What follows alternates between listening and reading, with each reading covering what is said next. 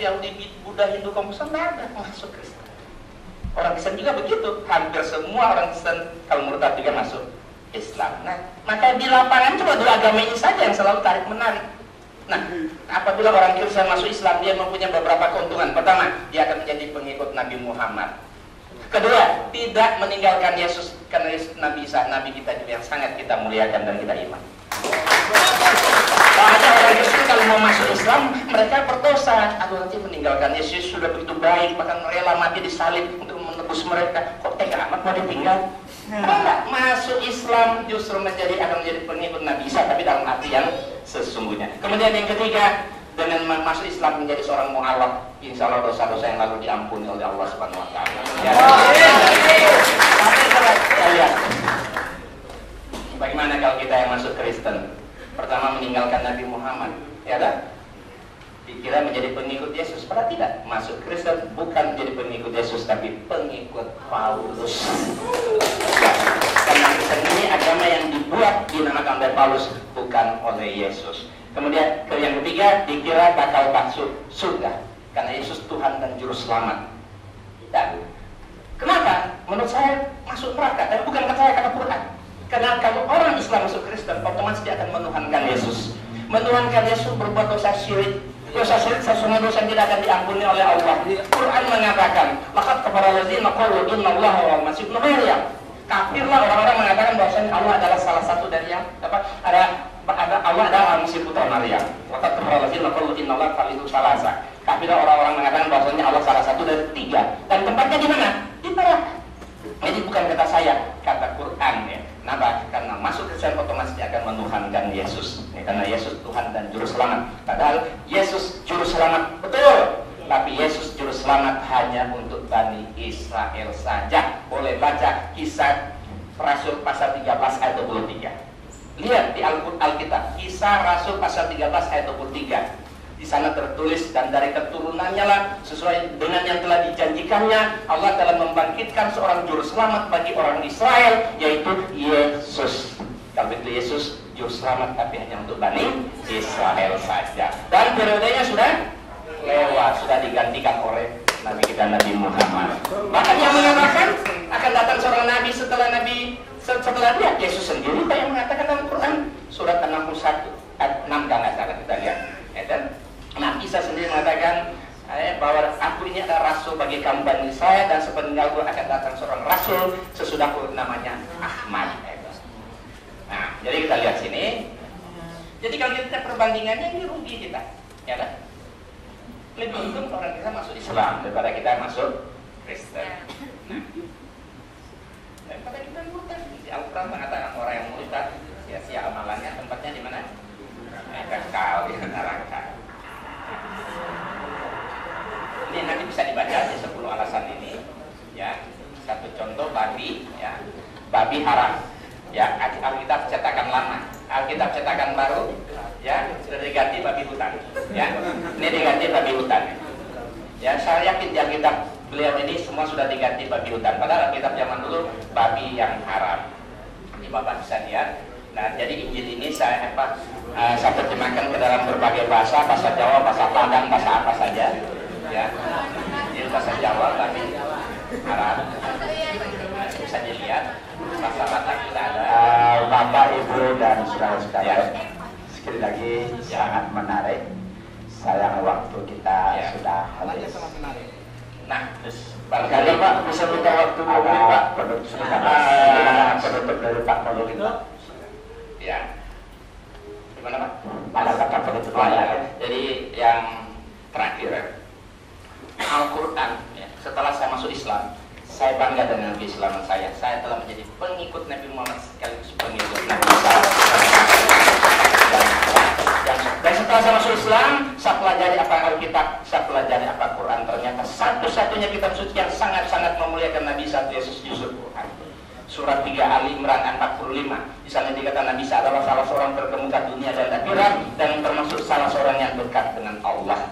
Berarti Quran sangat memuliakan Nabi Isa. Bahkan di surat 19 ayat 19 Sebelum Nabi Isa lahir, malaikat Jibril datang menemui Maria. Apa kata malaikat Jibril? Aku ini hanya seorang utusan Allah kepadamu, yang akan memberikan kepadamu seorang anak laki-laki yang suci. Berarti Quran mengatakan Nabi Isa adalah orang yang suci. Kemudian surat 3 ayat 42, surat Al-Imran 42, di sana dikatakan apa? Bunda Maria, maknya Yesus, diangkat menjadi wanita paling mulia sejagat raya pada masa itu. Ya kan?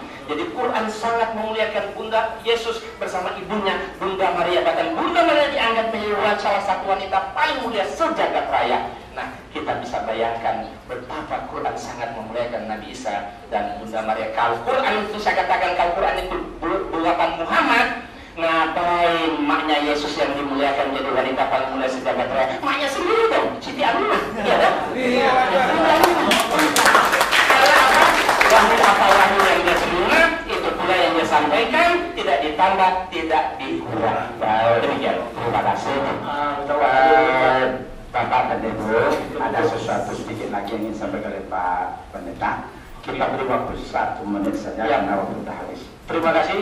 Saya mau menjawab mengenai Bani Israel. Sebenarnya dalam Alkitab dikatakan umat Israel. Umat Israel adalah, kata Israel sendiri adalah, nama itu akan disebut lagi Yakub, tetapi Israel, sebab engkau telah bergumul melawan Allah dan melawan manusia. Artinya manusia sekarang adalah orang yang bergumul dengan Allah dan bergumul dengan dunia. Makanya umat Israel adalah umat yang bergumul dengan Allah dan umat yang bergumul dengan manusia. Bukan suku, bukan negara, tapi umat. Yang kedua, penutup sebagai penutup, saya tertarik dengan Bapak tadi surah 61 As-Saff ayat 63, dan ingatlah ketika Isa Umar berkata, hai Bani Israel, sesungguhnya aku adalah utusan Allah dan membenarkan dan sebagainya yang namanya Ahmad. Silakan Bapak cari bukti.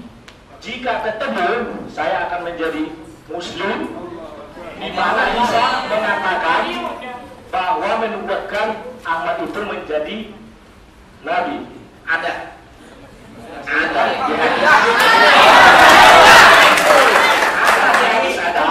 Kita mohon terima kasih.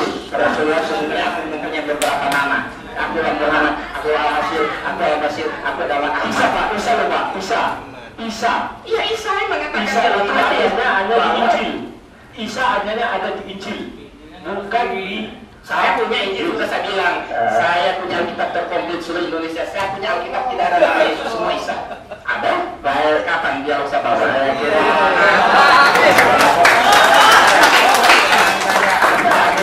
Terima kasih.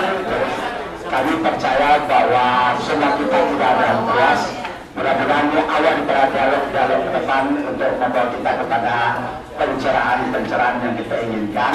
Waktu ini akan kita serahkan kepada panitia, tapi barangkali beliau ada sesuatu yang bersampaikan. Kenapa? Ya, terima kasih.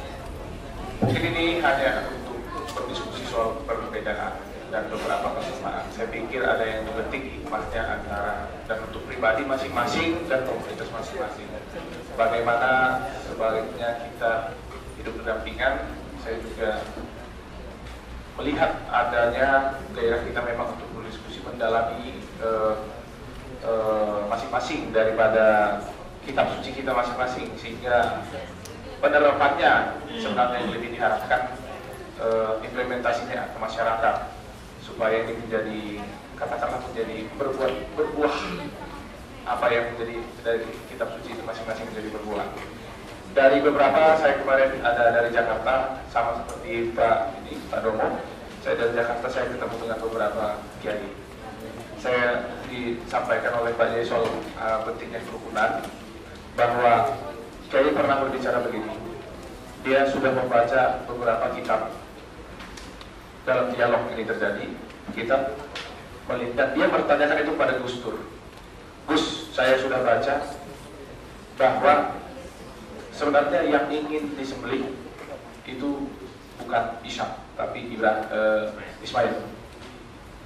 Lalu Gus tersenyum, kata beliau, dengan tersenyum beliau berkata, itu penting untuk sebuah perbedaan, tapi persamaannya adalah dua-duanya selamat kok. Katanya. Dua-duanya selamat kok. Nah, sebenarnya penting untuk disebut berbeda, tapi penting adalah dua-duanya selamat kok, katanya. Substansi daripada sebuah agama menjadi penting bagi kita pribadi masing-masing. Oleh karena itu, diskusi ini bisa dilanjutkan ke depan dalam kerangka untuk membangun apa kita masing-masing. Saya pikir itu. Terima kasih. Bapak Bapak, Ibu, dan saudara sekalian, sekali lagi kami sampaikan terima kasih yang sebesar-besarnya kepada kedua narasumber kita dan kepada Bapak, Ibu semua yang dapat mengikuti acara ini dari awal sampai terakhir dengan baik dan tertib. Harapan sekali lagi semoga apa yang sudah kita pahami, yang kita dapati akan menjadi pencerahan bagi kita, karena akan menjadi kita ini semakin mendekat, tidak semakin jauh, sehingga pada akhirnya akan bertemu dalam kalimatun sawa. Jadi sekali yang bisa apa? Kali lain kita tentukan tema yang bagus. Iya. Ya. Jadi nanti mungkin untuk yang akan datang tema-tema yang akan kita pilih tentu akan tema-tema yang barangkali lebih apa ya, lebih apa itu namanya, lebih sejuk. Tapi saya katakan bahwa tema ini merangsang sesuatu yang membuat kita panas, kita tidak. Tapi barangkali memang ke depan tema-tema yang kita angkat tentu mungkin akan diperbaiki dari ini adanya. Atas nama moderator kami berdua, pertama kepada kedua narasumber, mohon maaf yang sebesar-besarnya, sekaligus kepada Bapak, Ibu, dan saudara-saudara sebagai peserta, bila mana di sana sini tentu saja banyak kekurangan kami, dan barangkali itulah ciri kami sebagai seorang manusia yang hanya itu yang bisa dapat kami sumbangkan pada kesempatan ini. Namun kami tetap berharap kiranya ini pelajaran besar bagi kita semua. Untuk itu, waktu selanjutnya kita serahkan kepada panitia. Terima kasih. Wassalamualaikum warahmatullahi wabarakatuh. Selamat siang dan salam sejahtera untuk kita. Mudah-mudahan nanti ke depan kita bisa melanjutkan. Dan kita dari panitia juga mohon maaf jika mungkin ada pertanyaan-pertanyaan atau ada keadaan-keadaan yang mungkin di luar kontrol kita, gitu ya. Jadi kita harapkan bagaimana ini untuk evaluasi kita semua, dan diharapkan kepada seluruh peserta yang sudah mempunyai lembar komentar atau kritik saran itu segera memasukkannya ke kontak di meja panitia untuk keperluan kita bersama. Sekali lagi kami mengucapkan terima kasih atas atensi dan presensi yang begitu berharga dari para peserta semuanya. Saya sebagai pewacara mohon maaf jika ada kesalahan. Saya tutup dengan buah kuini di tepi pagar, ambilkan galang, tolong jolokkan. Saya ini baru belajar, silap dan salah tolong tunjukkan. Wabillahi taufiq wal hidayah. Wassalamualaikum warahmatullahi wabarakatuh.